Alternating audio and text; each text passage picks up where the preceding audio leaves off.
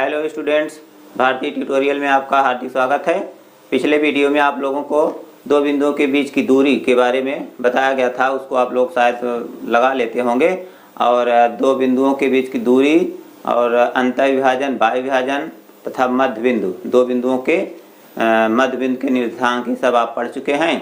तब आगे हम आपको बताने जा रहे हैं त्रिभुज का क्षेत्रफल कैसे निकाला जाता है। अगर त्रिभुज के तीनों निर्देशांक मालूम हों तो त्रिभुज का क्षेत्रफल कैसे निकालते हैं।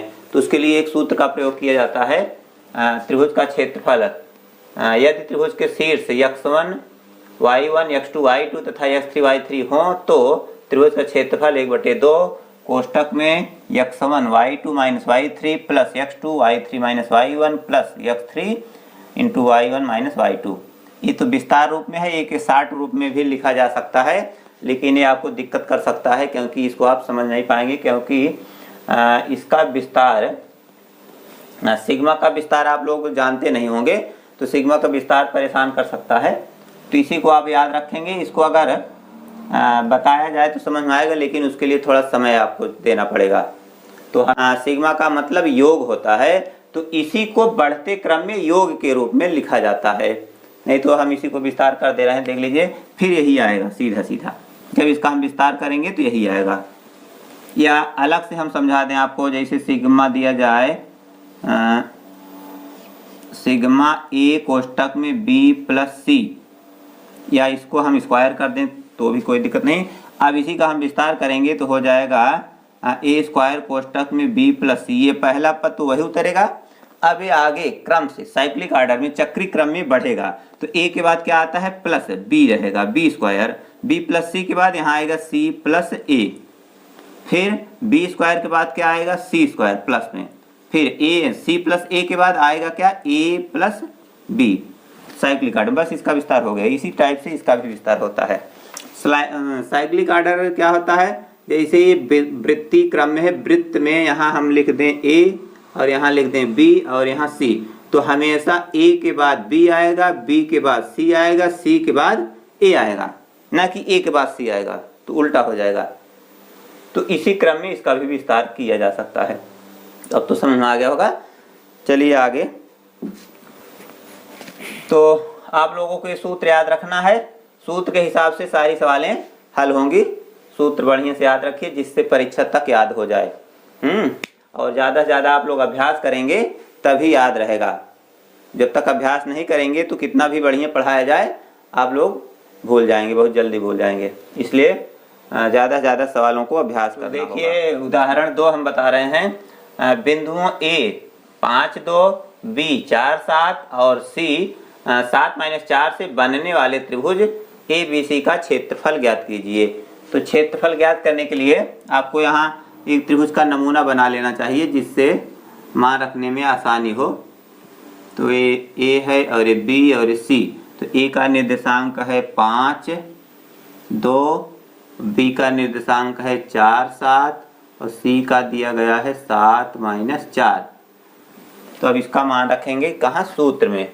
इसलिए यहाँ पर लिख लीजिए पहले x1 बराबर 5, x2 बराबर 4, x3 बराबर 7, y1 बराबर 2, y2 बराबर 7, y3 बराबर -4। तो x1 x2 x3 का मान लिख दिया गया। अब त्रिभुज का क्षेत्रफल वाला सूत्र लगाएंगे। इसलिए त्रिभुज ए बी सी का क्षेत्रफल बराबर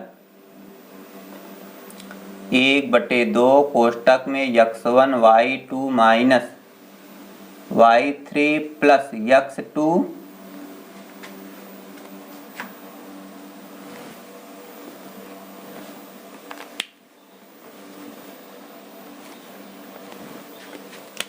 क्षेत्रफल बराबर 1/2 कोष्टक में x1 y2 minus y3 plus x2 y3 minus y1 plus x3 y1 minus y2 कोष्टक बंद। तो इसको याद करने का तरीका समझ लीजिए। इसमें देखिए x1 x2 x3 कोष्टक के बाहर ये x है और क्रम से रहेगा, पहले 1 2 3। तो x1 x2 x3 कोष्टक के बाहर तो आप क्रम से रखेंगे, उसके बाद अंदर क्या रहेगा, x1 है और y वाला 2 से शुरू होगा, 2 से मतलब एक क्रम से x1 2 3, तो या अगर x1 है तो y वाला 2 से शुरू होगा, समझ लीजिए। तो 2 3 3 1 1 2 कैसे, साइक्लिक ऑर्डर में, चक्री क्रम में। तो चक्री क्रम अभी आपको हम बताए थे कैसे होता है, वो क्रम से चलता है, x के बाद y, y के बाद z, z के बाद x, तो ऐसे 1 के बाद 2, 2 के बाद 3, 3 के बाद फिर 1, 1 2 3 3 1 2, इस तरह से चलेगा। तो इस तरह से इसको आप याद कर सकते हैं साइक्लिक ऑर्डर में।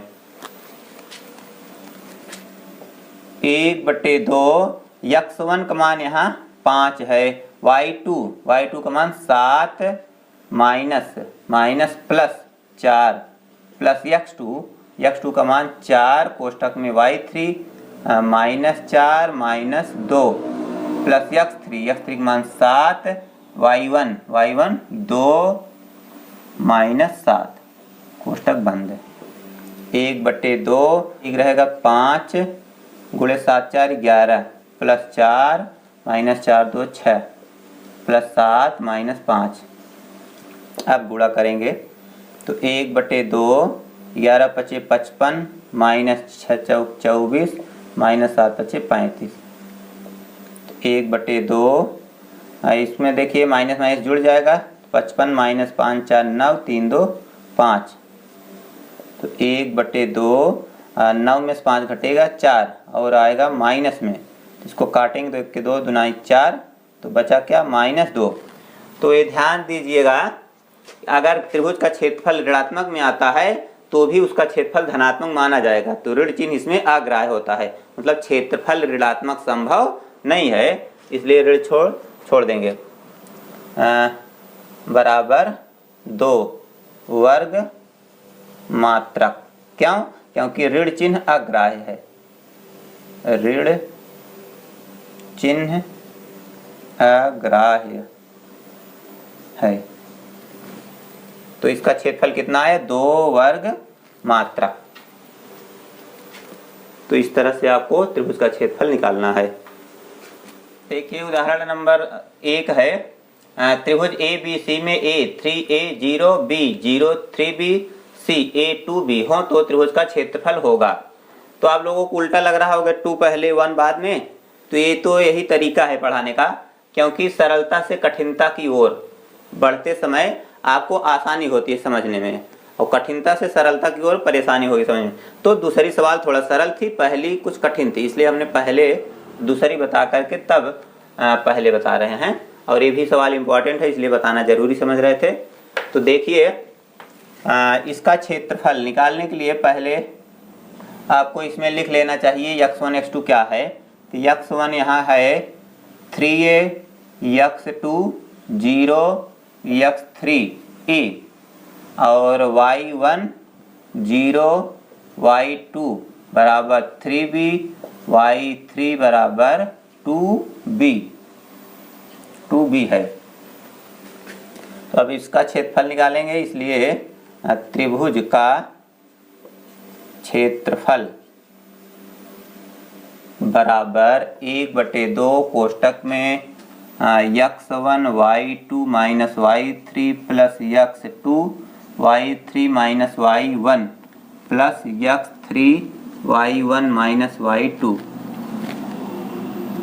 1/2 x1 3a into y2 3b minus 2b plus x2 0 y3 2b minus y1 0 plus x3 का मान a y1 का मान 0 माइनस y2 का मान 3b।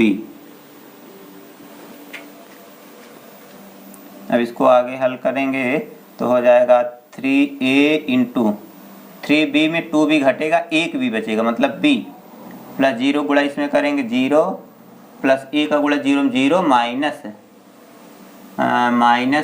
3ab 1/2 3ab minus 3ab 3ab और 3ab 0 तो खत्म, तो ये माइनस प्लस कट गया, बचा क्या 1/2 गुणे 0 बराबर 0। तो इसका क्षेत्रफल कितना होगा? 0। तो 0 इसमें चौथा विकल्प सही है। तो 0 कब होता है? जब त्रिभुज का क्षेत्रफल 0 होता है तो दिए गए बिंदु संरेख होते हैं, मतलब ये तीनों बिंदु एक ही रेखा में स्थित होंगे, मतलब इनसे कोई त्रिभुज बनेगा ही नहीं। तो ये तीनों बिंदु क्या है? संरेख होंगे। संरेख होंगे मतलब एक ही सीधी रेखा में स्थित होंगे। तो लेकिन आपसे ये पूछा नहीं है, वो आगे पूछेगा तो बताया जाएगा। यहाँ पर केवल आपको विकल्प बताना है, चौथा विकल्प सही है, इसलिए चौथा 0 सही है। इसमें देखिए प्रश्नावली 7C का पहला सवाल है, उस त्रिभुज का क्षेत्रफल ज्ञात कीजिए जिसके शीर्ष 2, 3, -1, 0, 2, -4 हैं। तो ये NCERT किताब में भी होगा। तो चलिए देखिए इसको कैसे हल करेंगे। पीछे उदाहरण बताए थे, एकदम ऐसे होगा।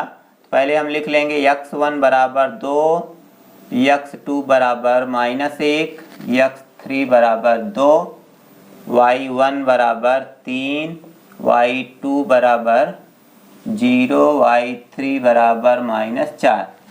तो ये नहीं लिखेंगे तब भी चलेगा, लेकिन मान रखने में आपको सावधानी बरतना होगा, नहीं तो मान अगर उल्टा पुल्टा हो गया तो सवाल गलत हो सकती है। इसलिए लिख लेंगे तो बढ़िया रहेगा। इसलिए त्रिभुज का क्षेत्रफल बराबर 1/2 कोष्टक में x1 y2 minus y3 plus x2 y3 minus y1 plus x3 y1 minus y2।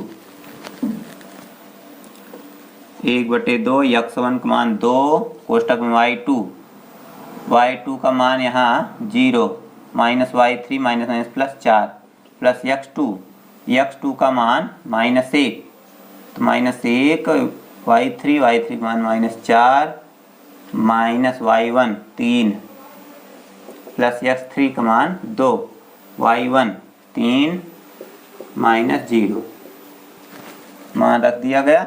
अब इसको हल करेंगे तो 0 जुड़ेगा नहीं, तो 2 × 4 -1 4 3 7 -7 प्लस 2 और इसमें बचेगा 3, 0 तो घटेगा नहीं।